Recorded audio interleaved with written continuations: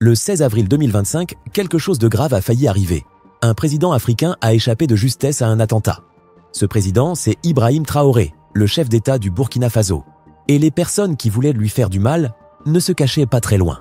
Elles étaient juste de l'autre côté de la frontière, en Côte d'Ivoire. Mais pourquoi un pays voisin, un pays frère, abriterait-il des personnes impliquées dans un plan aussi dangereux? C'est là que l'histoire devient encore plus surprenante. Cette nuit-là, tout aurait pu basculer. Traoré, jeune président, connu pour ses décisions courageuses et pour avoir osé dire non à certaines influences étrangères, était visé par un complot précis, organisé, professionnel. Ce n'était pas un groupe de rebelles perdus dans le désert. C'était une véritable opération, avec des plans secrets, beaucoup d'argent, des cachettes sécurisées et un soutien logistique invisible. Heureusement, ces services de sécurité sont intervenus à temps. Ils ont stoppé le piège et commencé une enquête. Mais les premières découvertes ont semé le doute. Certains indices pointaient vers l'intérieur du pays. Des militaires bougeaient leurs troupes sans autorisation. Des armes disparaissaient mystérieusement. Des réunions privées avaient lieu en dehors des horaires officiels. Mais plus les enquêteurs avançaient, plus ils réalisaient que l'histoire ne s'arrêtait pas aux frontières du Burkina Faso. Quelqu'un, quelque part, aidait ces saboteurs depuis l'extérieur. Quelqu'un avec les moyens de financer, de couvrir, de déplacer, sans faire de bruit. Et tous les chemins, toutes les pistes menaient vers la même direction. Abidjan. Il fallait quelqu'un de puissant, quelqu'un capable d'envoyer de l'argent, de déplacer des gens, de tirer les ficelles, sans que personne ne remarque quoi que ce soit. Et très vite, tous les indices ont pointé dans une direction inattendue. Abidjan, la grande ville ivoirienne au bord de la lagune. Des appels avaient été passés depuis là-bas. De l'argent avait été transféré à travers des banques discrètes. Des messages codés avaient circulé sur des canaux utilisés par des personnes très proches du pouvoir. Ce n'était plus une question de soupçon. C'était clair. Les ordres venaient de l'autre côté de la frontière. Les cerveaux du complot se réunissaient dans de beaux hôtels à Abidjan, comme s'ils discutaient de projets d'affaires. Mais en réalité, c'était pour peaufiner une attaque contre un président en exercice. Et ce n'est pas tout. Même les outils high-tech qu'ils utilisaient pour rester discrets venaient d'entreprises habituées à travailler avec des responsables ivoiriens. Quand le plan a été découvert, ces hommes n'ont pas fui dans le désert ou dans la brousse. Non, ils ont traversé la frontière en plein jour, comme s'ils rentraient chez eux. Parce qu'en Côte d'Ivoire, ils savaient qu'ils ne seraient pas inquiétés. Le Burkina Faso a immédiatement réagi. Des lettres ont été envoyées, officielles, claires, avec des noms, des photos, des adresses. Mais Abidjan n'a pas répondu avec la même clarté. Ils ont demandé plus d'infos. Ils ont dit qu'ils allaient en vérifier. Mais pendant ce temps, les coupables vivaient tranquillement. On les croisait en pleine fête, dans les restaurants huppés, ou en train de discuter avec des hommes d'affaires. Parfois même, ils entraient dans des bâtiments gouvernementaux, par des entrées réservées. Ce n'était pas un simple oubli ou une négligence. C'était un choix de protéger ceux qui avaient voulu semer le chaos chez le voisin. Des rapports confidentiels ont même prouvé que tout avait été organisé depuis Abidjan. Des lieux sûrs avaient été préparés. Des achats d'armes y avaient été négociés. Et certaines de ces réunions, tenez-vous bien, avaient eu lieu dans des salons privés appartenant à des familles proches du président Ouattara lui-même. Ce n'était plus un simple doute, c'était une évidence. Certains pays voisins n'ont jamais vraiment coupé le cordon. Ils obéissent encore à d'anciens maîtres qu'ils ne voient même plus. Et quand la nouvelle est tombée, que la Côte d'Ivoire refusait de livrer les hommes accusés d'avoir tenté de tuer le président Traoré, le Burkina Faso a tremblé, mais pas de peur. C'était la colère. Dans les marchés de Ouagadougou, les voix s'élevaient. Les marchands, les passants, même les enfants, en parlaient comme si c'était une gifle reçue en pleine rue. Dans les universités, les étudiants ont levé des pancartes. La main d'un voisin peut tuer plus vite que l'épée d'un étranger. Et dans les villages, sous les arbres à palabres, les anciens racontaient ce que beaucoup pensèrent tout bas. L'Afrique ne tombera pas à cause des étrangers. Elle tombera à cause des nôtres. Le climat a changé. Ce n'était plus seulement la peur des groupes armés, ni la colère contre la pauvreté ou le manque de routes. Non. Cette fois, c'était une rage venue du cœur. Parce que le coup venait d'un frère. Et pour Ibrahim Traoré, c'était un réveil brutal. Il avait cru que son combat, c'était contre l'injustice, les intérêts étrangers, les armes cachées dans les déserts. Mais en réalité, l'ennemi pouvait aussi porter un costume, parler la même langue et offrir un sourire en public, tout en plantant un couteau en coulisses. Ce que la Côte d'Ivoire venait de montrer, c'est que toutes les chaînes ne sont pas forgées par des mains étrangères. Certaines sont fabriquées ici, en Afrique, par ceux qui préfèrent vendre leur avenir pour rester dans le confort d'aujourd'hui. Et alors, une question, lourde a commencé à planer dans l'air. Pourquoi? Pourquoi la Côte d'Ivoire, pays frère, irait-elle si loin? Pourquoi risquer sa réputation, son image, ses liens régionaux, juste pour tenter de faire tomber un jeune président qui veut seulement libérer son peuple? Ce n'était plus une affaire de frontières. Dès que les enquêteurs ont commencé à tirer les fils de cette affaire, ce qu'ils ont trouvé allait bien au-delà de simples rivalités ou d'un vieux conflit de voisinage. Ils sont tombés sur une histoire beaucoup plus sombre, une toile tissée de dettes anciennes, d'influences venues d'ailleurs et d'une peur silencieuse que personne n'osait vraiment nommer. La première chose qu'ils ont comprise, c'est que beaucoup avaient peur. Pas peur de Traoré lui-même, mais peur de ce qu'il représentait. Car dans un monde où de nombreux chefs africains s'accrochent encore aux béquilles du soutien étranger, redoutant l'effondrement sans lui, Ibrahim Traoré avait osé prendre une autre route. Il avait demandé aux bases étrangères de faire leurs valises. Il avait décidé que les ressources du pays devaient appartenir au peuple, pas à des intérêts étrangers. Il avait regardé les puissances occidentales droit dans les yeux et leur avait dit « Le Burkina Faso tiendra debout, même seul ». Et plus incroyable encore, il y arrivait. Chaque jour où il restait au pouvoir, c'était comme un miroir tendu à d'autres dirigeants africains. Un rappel gênant qu'ils avaient troqué leur souveraineté contre un confort apparent. Pour le président ivoirien Alassane Ouattara, Traoré était devenu un symbole dangereux. Pas parce qu'il lui avait fait du tort personnellement, non. Mais parce que les Ivoiriens commençaient à voir en lui une autre manière de faire. Il leur montrait que l'on pouvait diriger sans demander la permission à Paris, que l'on pouvait marcher sans tuteur. Et cette simple idée-là faisait trembler les murs les plus solides. Pour la Côte d'Ivoire, la situation était d'autant plus délicate qu'elle servait depuis des années de point d'ancrage stratégique à la France en Afrique de l'Ouest. Quand le Mali a dit non à l'armée française, la Côte d'Ivoire lui a ouvert grand les bras. Quand le Niger a repoussé l'influence française, la Côte d'Ivoire a renforcé ses liens.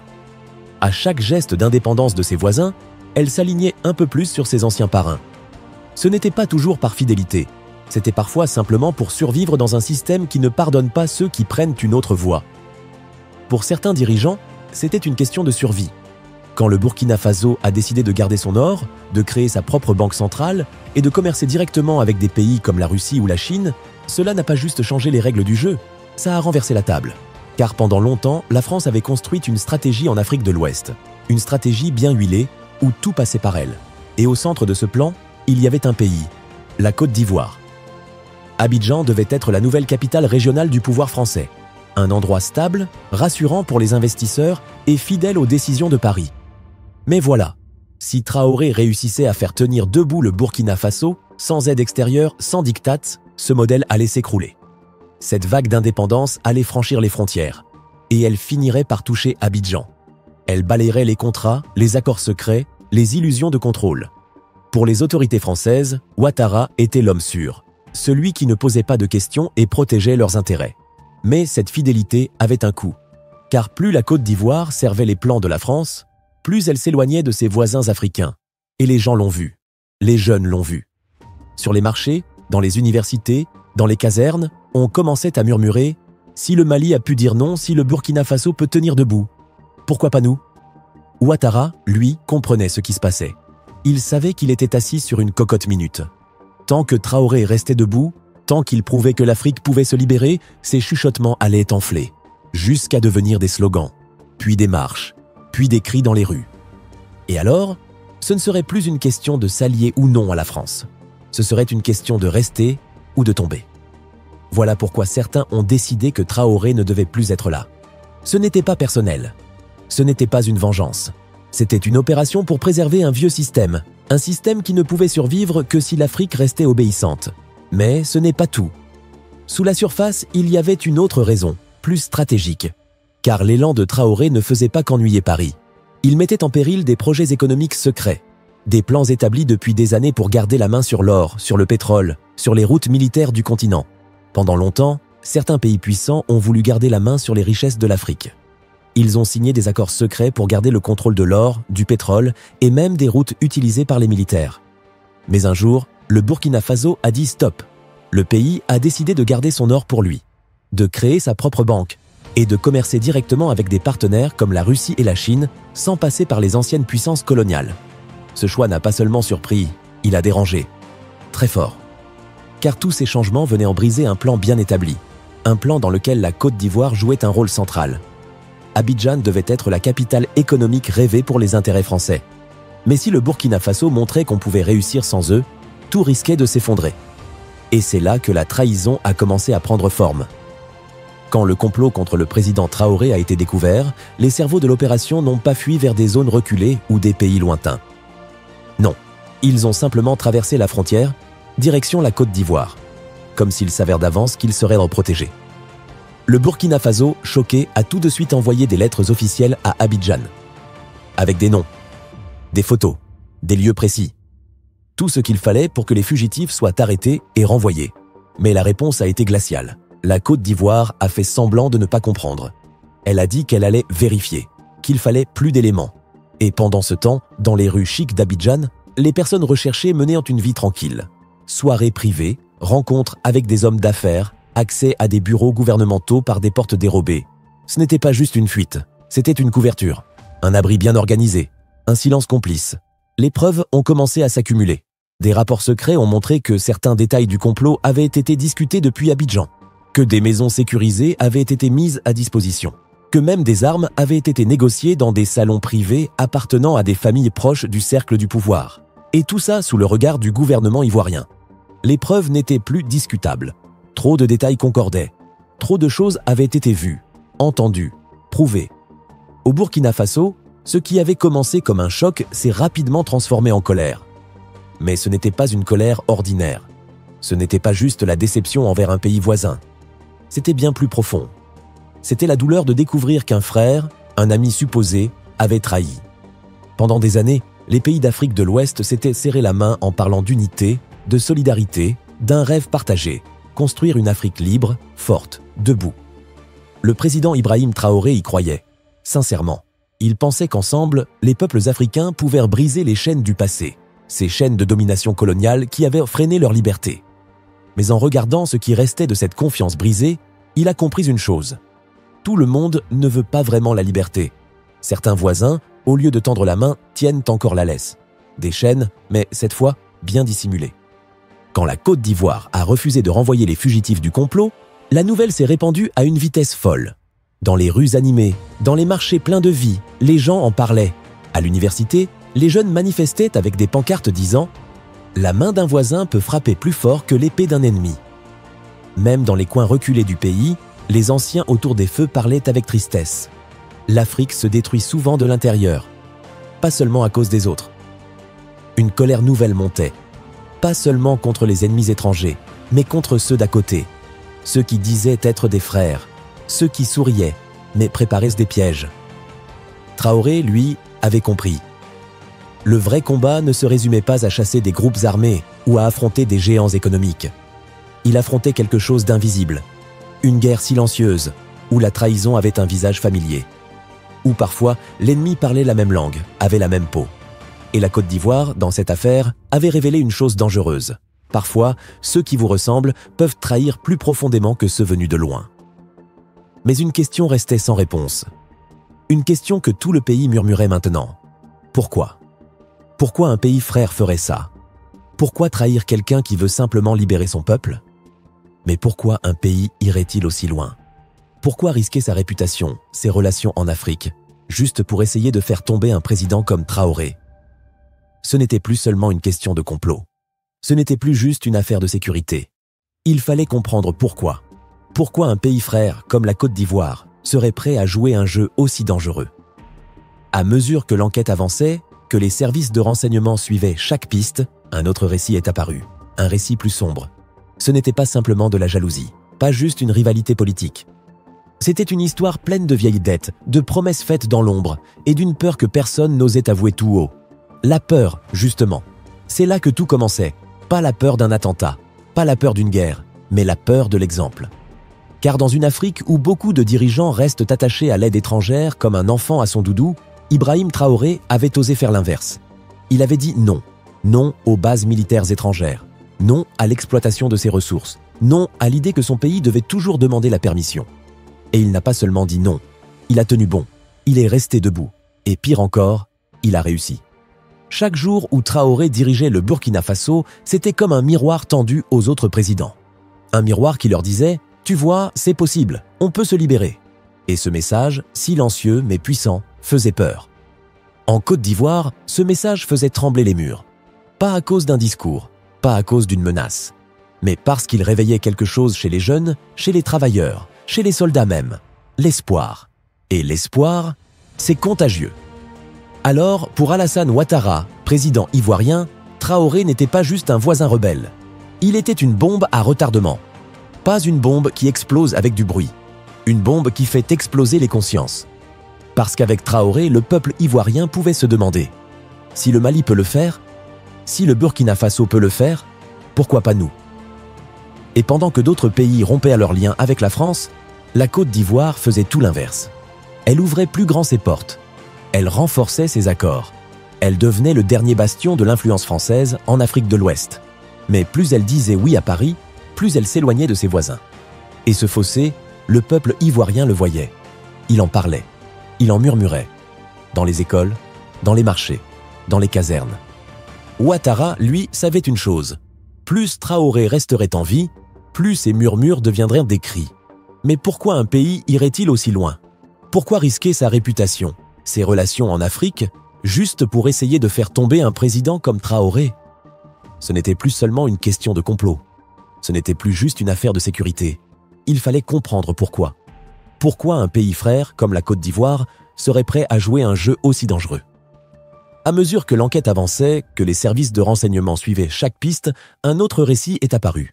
Un récit plus sombre. Ce n'était pas simplement de la jalousie, pas juste une rivalité politique. C'était une histoire pleine de vieilles dettes, de promesses faites dans l'ombre et d'une peur que personne n'osait avouer tout haut. La peur, justement. C'est là que tout commençait. Pas la peur d'un attentat, pas la peur d'une guerre, mais la peur de l'exemple. Car dans une Afrique où beaucoup de dirigeants restent attachés à l'aide étrangère comme un enfant à son doudou, Ibrahim Traoré avait osé faire l'inverse. Il avait dit non. Non aux bases militaires étrangères. Non à l'exploitation de ses ressources. Non à l'idée que son pays devait toujours demander la permission. Et il n'a pas seulement dit non. Il a tenu bon. Il est resté debout. Et pire encore, il a réussi. Chaque jour où Traoré dirigeait le Burkina Faso, c'était comme un miroir tendu aux autres présidents. Un miroir qui leur disait « Tu vois, c'est possible, on peut se libérer ». Et ce message, silencieux mais puissant, faisait peur. En Côte d'Ivoire, ce message faisait trembler les murs. Pas à cause d'un discours, pas à cause d'une menace, mais parce qu'il réveillait quelque chose chez les jeunes, chez les travailleurs, chez les soldats même, l'espoir. Et l'espoir, c'est contagieux. Alors, pour Alassane Ouattara, président ivoirien, Traoré n'était pas juste un voisin rebelle. Il était une bombe à retardement. Pas une bombe qui explose avec du bruit, une bombe qui fait exploser les consciences. Parce qu'avec Traoré, le peuple ivoirien pouvait se demander « Si le Mali peut le faire, si le Burkina Faso peut le faire, pourquoi pas nous ?» Et pendant que d'autres pays rompaient leurs liens avec la France, la Côte d'Ivoire faisait tout l'inverse. Elle ouvrait plus grand ses portes. Elle renforçait ses accords. Elle devenait le dernier bastion de l'influence française en Afrique de l'Ouest. Mais plus elle disait oui à Paris, plus elle s'éloignait de ses voisins. Et ce fossé, le peuple ivoirien le voyait. Il en parlait, il en murmurait. Dans les écoles, dans les marchés, dans les casernes. Ouattara, lui, savait une chose. Plus Traoré resterait en vie, plus ces murmures deviendraient des cris. Ce qui se passait au Burkina Faso n'allait pas rester enfermé entre ses frontières. Si ce pays réussissait à se libérer, s'organiser et avancer sans appui étranger, alors d'autres commenceraient à y croire aussi. Et cette idée, silencieuse au début, pourrait faire trembler bien plus que des murs. La Côte d'Ivoire, voisine du Burkina, se retrouvait directement exposée à cette onde de choc. Si cette vague d'indépendance gagnait en force, elle finirait par inonder aussi Abidjan. Elle balayerait les accords, les contrats, les intérêts discrets noués avec l'ancienne puissance coloniale. Tout ce qui semblait stable pourrait s'effondrer. Pour la France, le président ivoirien Alassane Ouattara représentait une valeur sûre. Un dirigeant fiable. Quelqu'un qui ne posait pas de questions gênantes quand il fallait défendre certains intérêts. Mais être le préféré de Paris n'était pas sans conséquence. Car pendant que la Côte d'Ivoire multipliait les partenariats sécuritaires avec la France, elle s'éloignait de plus en plus de ses voisins africains. Et ce décalage n'est pas passé inaperçu. Dans les rues, les marchés, les universités, même à l'intérieur des casernes militaires, des murmures sont nés. Si le Mali peut décider par lui-même, si le Burkina peut dire non, alors pourquoi pas nous? Ces questions ont vite semé l'inquiétude. Ouattara savait que le temps jouait contre lui, car plus Traoré résistait, plus son exemple devenait fort. Et plus les jeunes en Côte d'Ivoire se demandaient s'il était encore juste de tout miser sur la loyauté envers un pouvoir extérieur. Ce qui inquiétait Abidjan n'était pas un discours, ni une déclaration. C'était le silence des gens qui ouvraient les yeux.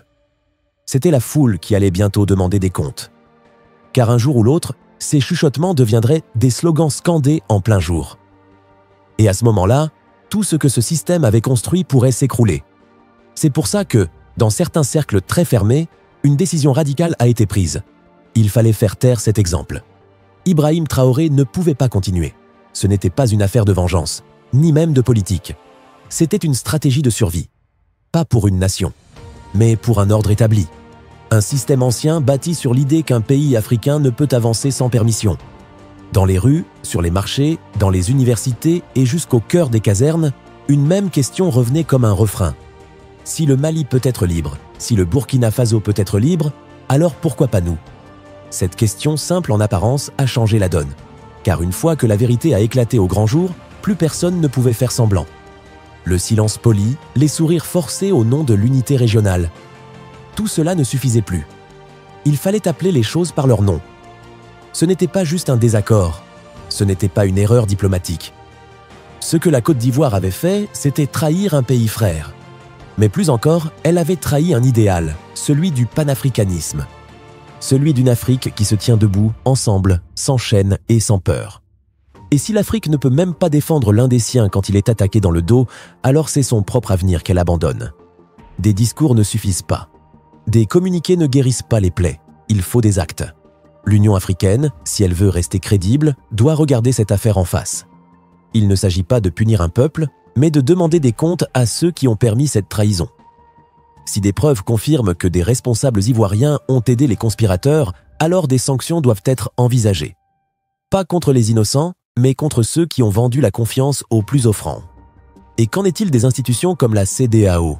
Elles qui aiment tant parler de démocratie et de stabilité, elles doivent montrer qu'elles sont justes dans tous les cas, même quand il s'agit de dénoncer un membre de leur propre cercle. Si elles peuvent punir un coup d'État, alors elles doivent aussi punir ceux qui complotent pour renverser un président légitime depuis l'étranger. Car si elles ne le font pas, alors à quoi servent-elles vraiment? Mais au fond, ce qu'il faut, ce n'est pas juste des sanctions. Ce n'est pas seulement des enquêtes ou des réunions entre chefs d'État. Ce qu'il faut vraiment, c'est que le peuple africain ouvre les yeux. Les jeunes dans les lycées, les mamans sur les marchés, les ouvriers, les paysans, les étudiants dans les universités. Tous doivent savoir une chose essentielle. Le danger pour l'Afrique ne vient pas toujours de loin. Parfois, l'ennemi a le même teint que nous. Il parle comme nous.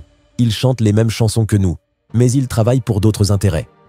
Ce n'est plus l'époque où les bateaux de guerre accostaient sur nos côtes. Aujourd'hui, certains préfèrent livrer leur propre peuple pour garder leurs privilèges. C'est ça, le nouveau visage du colonialisme. Il n'a plus besoin d'un uniforme étranger. Il utilise des mains africaines, prêtes à signer des contrats qu'elles ne comprennent pas, prêtes à faire taire la vérité pour quelques billets. Mais il y a une chose qu'ils ne pourront jamais acheter, la conscience du peuple. Et toi, qu'en penses-tu? Est-ce qu'on doit encore tolérer des dirigeants qui trahissent leur propre continent pour servir des puissances extérieures? Dis-le nous dans les commentaires. Tu veux en savoir plus sur l'histoire, la grandeur et les luttes de l'Afrique et de sa diaspora? Alors abonne-toi et clique sur la cloche pour ne rien manquer. Ici, on parle de ce que les autres évitent, la culture noire, la civilisation africaine et la vérité qu'on nous cache trop souvent. Merci d'avoir été avec nous. On se retrouve très bientôt.